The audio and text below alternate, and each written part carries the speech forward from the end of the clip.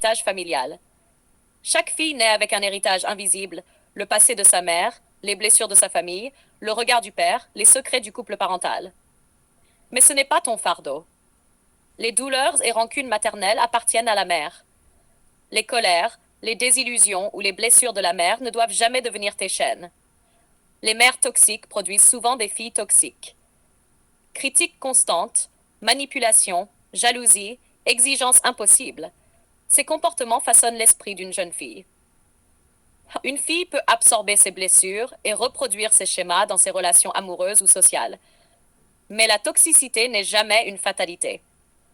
Observer, comprendre et choisir de ne pas répéter ces schémas permet de transformer la douleur héritée en force, en lucidité et en choix conscient.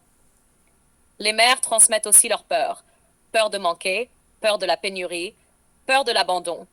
Ces filles grandissent souvent dans l'angoisse et la méfiance. Elles contrôlent, anticipent, hésitent, par peur de reproduire la vie instable de leur mère.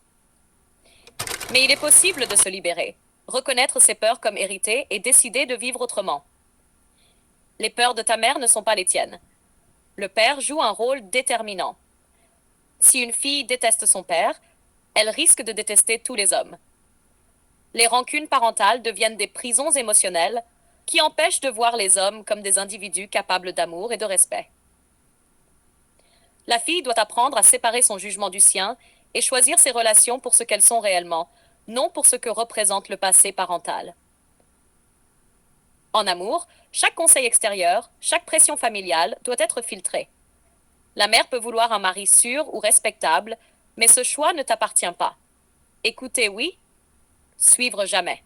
Une fille doit choisir son mari pour ce qu'il est, pour sa loyauté, sa vision, sa capacité à élever la relation, et non pour ce qu'il représente par rapport aux blessures ou aux désirs de ses parents. Prenons des exemples concrets. Léa voulait épouser Marc, artiste passionné mais instable financièrement. Sa mère criait, menaçait, imposait la peur. Léa a suivi son instinct. Aujourd'hui, elle vit une relation profonde et épanouissante fondée sur l'authenticité. Clara a grandi avec une mère qui haïssait son père. Elle a d'abord rejeté tous les hommes, reproduisant ce cycle de haine. Puis elle a compris que ce poids n'était pas à elle. Elle a appris à juger chaque homme pour ce qu'il est. Camille a hérité de la toxicité maternelle, contrôle, jalousie, critique. Elle a reconnu le schéma, refusé de le répéter et construit des relations basées sur la confiance et le respect. Julie, dont la mère vivait dans la peur du manque, avait peur de l'abandon et de l'insécurité. Elle a choisi de comprendre ses peurs et de construire sa vie sur l'abondance intérieure, la confiance et la lucidité. Le message est clair. Les blessures des parents ne sont pas ton destin.